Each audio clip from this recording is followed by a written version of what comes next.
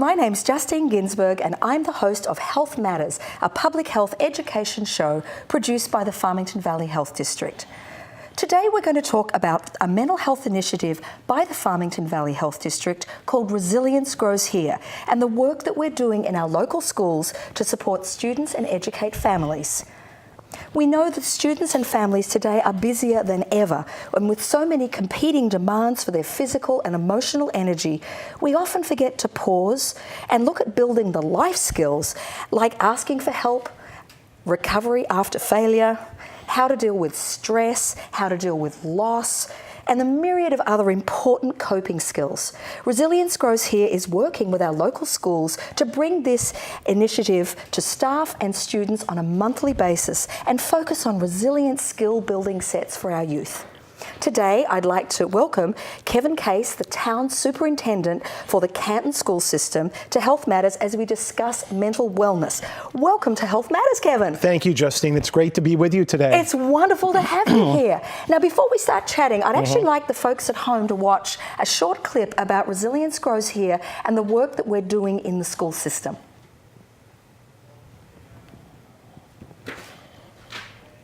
So welcome back, viewers. You've just seen a clip about Resilience Grows Here and the Year of Resilience and the work that we're doing in the schools of East Granby and Canton. So you've had a little bit of a background from that, but I have Kevin Case here, and it's a rare opportunity. I get him all to myself for 20 minutes, so we're going to make the most of this. So Kevin, people know you as a superintendent. People know you as, you know, the man that has to kind of keep the helm steady. Right. Tell us a little bit about why this kind of programming is important to you and how it kind of meshes with your evolution as an educator. And while we're doing that, we're going to make healthy food, because another thing Kevin and I share in common is both a love of cooking. We love food. We love food. And food, in fact, is a vehicle for having a conversation. And both Kevin and I have young adult children, and both of us totally recognize that you often have the best conversations in the kitchen. Absolutely. So get chopping, Absolutely. Healthy afternoon snacks, and tell me about you. Great. Well, Justine, thanks so much for having me today. It's a pleasure to be here with you. My pleasure. I began my career in education, it's hard to believe, 32 years ago. This is my 33rd year in education. Wow. And I began my career as an elementary school teacher. So I began by teaching 6th grade and 1st grade in Region 10, Harwinton, Burlington. Wow, that would have been a challenge. I always wanted to be a teacher. Okay. Ever since I was in 4th grade, because I had great teachers. They inspired me. Right. So in 4th grade, I knew I wanted to be a teacher. That was my lifelong dream. It came true. Okay. I think everyone should teach 1st grade developmentally. Because if they don't break you, you stay. Absolutely, absolutely. So I had the privilege of teaching 1st grade, 5th grade, 6th grade. So I did that for 8 years. And while I did that, I just had the great privilege to work with mentors, wonderful principals who inspired me to become a building principal. Okay. So I became a building principal, and I was a principal in the small town of Warren, Connecticut, Regional District 6. Okay, and was that an elementary school? Elementary school, Okay. K to 6. I also taught 6th grade as the principal, which was a great experience. That would have been a few things at one time. Absolutely. Okay. I then became a principal in Torrington, Connecticut, another elementary school. Okay. And my last principalship was in Simsbury, Connecticut, at Squadron Line Elementary School. We had 1,000 students, and that job prepared me well to come to Canton as superintendent of schools. Excellent. So I'm just finishing my 12th year as superintendent here in Canton. Wow, and what an amazing job you've done. So, Kevin, can you tell us a little bit about why resilience is important to you? And I know you've done a lot of work about emotional intelligence, so can you tell the viewers at home a little bit about why? Certainly. So in working with students over the past 30 years, it really has become evident how important resilience is. I'm always saying to students, it's not how smart you are, it's how hard you work. Oh, yeah. I was the type of student that never did well during those test-taking sessions. I didn't qualify for the gifted program because I didn't do well in those gifted exams. Sure. However, I worked hard. So I was able to get excellent grades because of how hard I worked. And that's what the research shows. The research shows that if a student persists, we call it grit. If a student has grit and can overcome obstacles in their life, that's what's going to make them successful citizens. And compassionate human beings. Yeah. In order to do that, they need to know themselves what emotions they're feeling, and that's what ties into emotional intelligence. You know, emotional intelligence is so important because we as adults, we need to know what we're feeling and why we're feeling a certain way. In order to do that, we need to learn that as young people. You know, you and I have had this conversation a number of times about the importance of teaching these skills and attributes early and keeping a language common so that what they're growing up with in elementary school is just built upon in middle school and high school. It's not new language. Absolutely. So the earlier we start, the better. The earlier we start, the better. So in Canton, this wonderful adventure into emotional intelligence and, you know, you and I working together in Resilience Grows Here. We're teaching the 8th grade at the moment in the Canton Middle School, and we come in once a month, and Kevin bravely sheds his tie. I do that. Upon my request. I think you were uncomfortable for about 10 minutes At and then you were first. fine. Then I loved the invitation to do so. There you go. And we actually get out and we work with the 8th graders for an hour once a month, and we explore all different attributes of resilience. What are you seeing? I mean, we've been doing this since September. What are you seeing in this early period in terms of the teachers and the students with the Year of Resilience? Well, Justine, what's been exciting, and I love that you invited me to participate and become a teacher as well, because I'll always be a teacher at heart. Oh, so absolutely. I love working with our students. Yeah. But the topics that we focused in on so far, empathy, the importance of having empathy for another person, the importance of walking in someone else's shoes. The importance of friendships. You know, we did a lot of work with our students on the qualities that students should be looking for in their friends and help them identify those. Students are journaling about each of the topics we're talking about. So in between sessions, students are sharing with me what they've learned throughout the session, which is really very, very powerful. And you know, when we give kids the tools, not just to have the language, but we give them the space and the time in an academic year where, you know, we're so focused on, you know, academic standards and, you know, state testing and federal testing and all these benchmarks. Somehow in there we lose the time to just play. We play in elementary school. Absolutely. We still need to play in middle school and in high school. And, you know, Kevin, one of my favourite take-home memories so far from the Year of Resilience at the Canton Middle School was when we did the communication piece and we did the lily pad exercise with the staff. So we had the kids do this amazing exercise about trust and communication, and then we have a rule with the Resilience Grows Here programming. The staff don't just sit on the outside. No. They have to participate. Whoops. That's really important. And, you know, the exciting part is that the staff were trusting each other. They were doing this in front of the kids, and the kids saw the staff challenged, failing sometimes, and being able to help one another in a way that they normally wouldn't see. You know, the other thing, Kevin, that I think is so important for the kids to see is you as a superintendent not just leading the pack, but being a part of the pack. Thank you for saying that. What's really important for our students to realize is that we as adults have struggled in the same ways as our students. Yes. So we have had those same growing pains. Yes. And the more we can share our stories, we all have a story. And the more we can share our stories with our students, they will learn from them. And we always want every student in every school district, and especially in the Canton Public Schools, to have one adult that they feel comfortable going to. Absolutely. You know, the research has shown that students will not do well academically until they feel that their teacher really cares about him or her. Absolutely. So we believe that relationship between the teacher and the student is so important.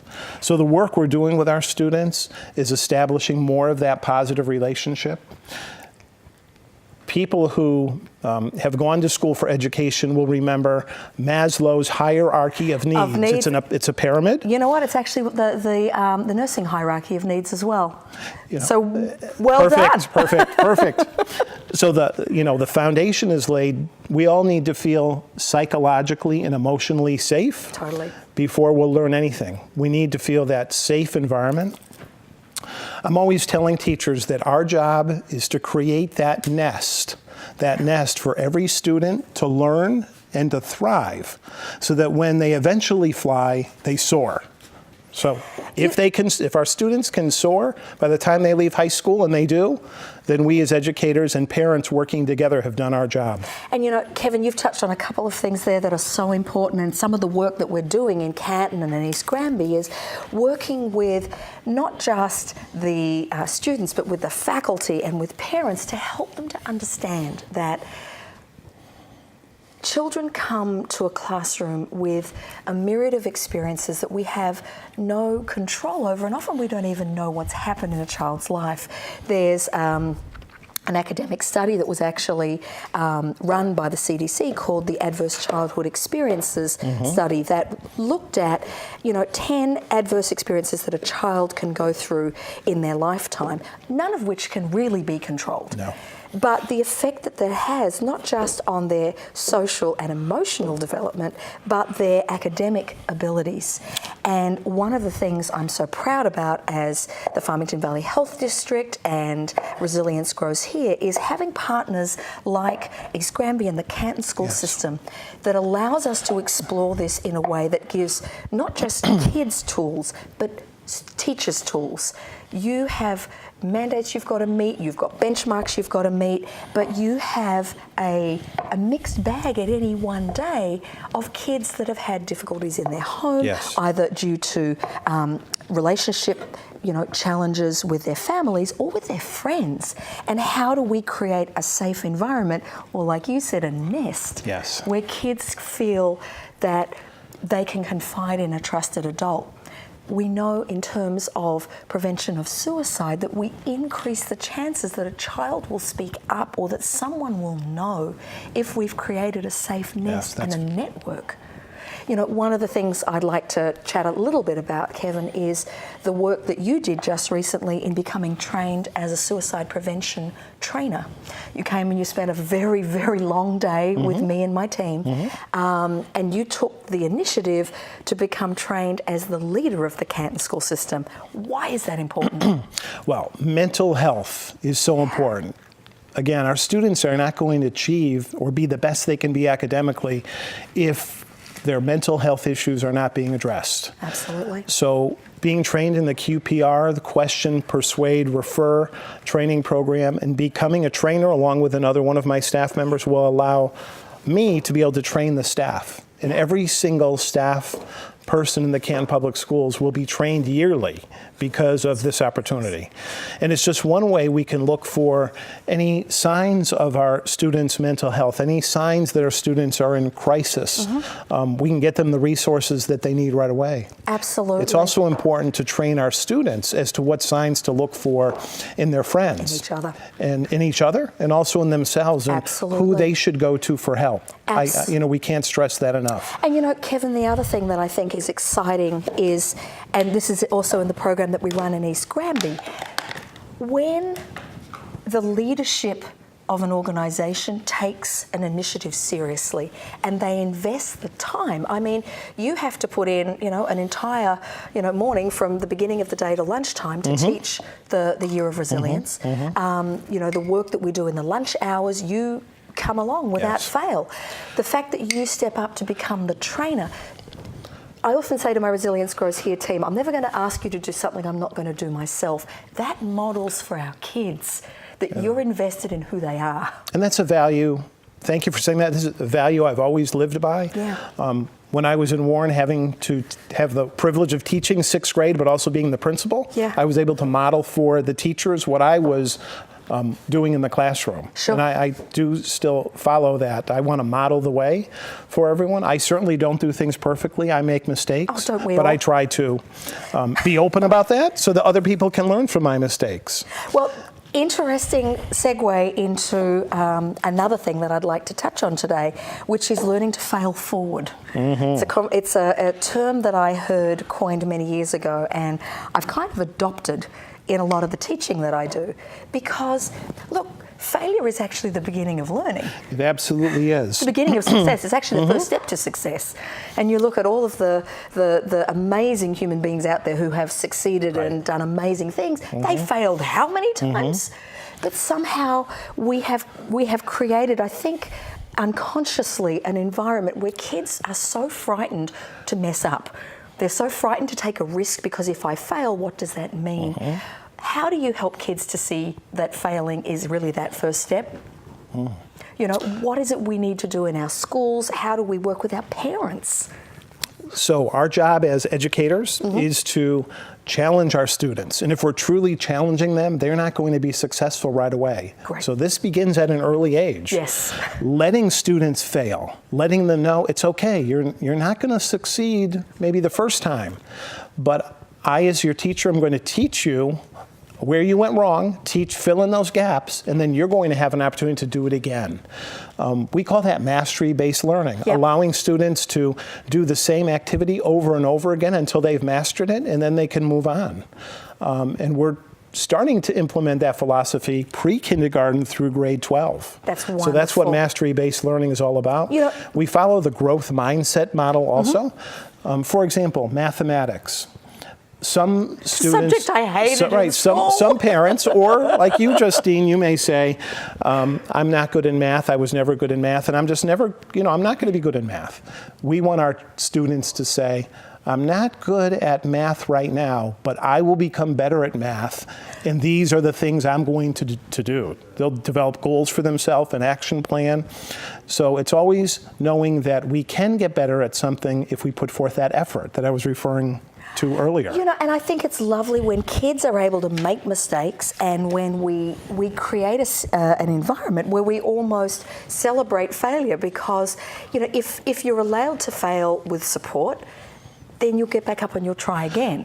But if you fail and then it feels like the world has ended, then you feel ashamed and you feel embarrassed and you feel as though you're never going to be able to get back on, you're never going to be able to achieve it. So you've created an amazing environment for kids to learn. Before we finish, and as always, we are always going to run out of time on Health Matters. We have too much fun with our guests, and Kevin has promised me that we're going to make this a more regular thing. Absolutely. And in fact, I think Kevin makes an amazing cheesecake. Oh, you've heard about that? I have heard about that. A little bird might have told me that. So just in a minute, Kevin, something you and I are also working on is creating a talk series with families in our elementary schools. Yes. And you and I leading that conversation. Why is that important? Well, first of all, it's so important that we partner with our families. Yes. And that we have these conversations, educators, families, community members alike. An example of this is the conversation, Justine, that you led on cyber safety issues. Scary. That is, I would say, in our district, that's the number one issue that students are dealing with that is brought into the school system. Yep. So it used to be we would go home from school, we would do whatever we did at home without continuing a conversation with our friends at school. Now those conversations continue 24/7. Wow. And parents really need to know what their children are doing with social media, and we need to be proactive so that any negative communication that's happening doesn't interfere with students learning in the school setting. So those examples of conversations are so important. So I look forward to continuing those with you. We are going to have many more conversations. And once again, we have run out of time. As we discovered today, our children are facing a fast-paced world with at times little opportunity to reflect and develop important life skills. With partnerships like that of Canton and East Granby, Resilience Grows Here mental health initiative of the Farmington Valley Health District is working to create both trauma-informed schools and communities, as well as highlighting the importance of achieving parity in mental health and physical health in our healthcare systems. Understanding the direct links between adverse childhood experiences and vulnerabilities to physical illness later in life underpins the work that we are doing to support students in learning to ask for help, feel comfortable in talking about their mental health, and supporting the development of resilient attributes. Talking about how we feel and asking for help if we need it is a strong and healthy attitude to have. If you have any questions about today's show or about Resilience Grows Here, please feel free to contact us at either our Farmington Valley website, www.fvhd.org, or the Resilience Grows Here website, resiliencegrowshere.org, or at either of our Facebook pages, FVHD or RGH. You can also contact the Canton school system if you want any more information about our programs. And most importantly, if you or someone you know is experiencing suicidal thoughts, please reach out to the National Suicide Prevention Hotline at 1-800-273-8255, or please seek assistance at any major hospital emergency department. Please remember that suicide prevention is everybody's business. Thank you for watching today, and until next time, remember that your greatest wealth is your health.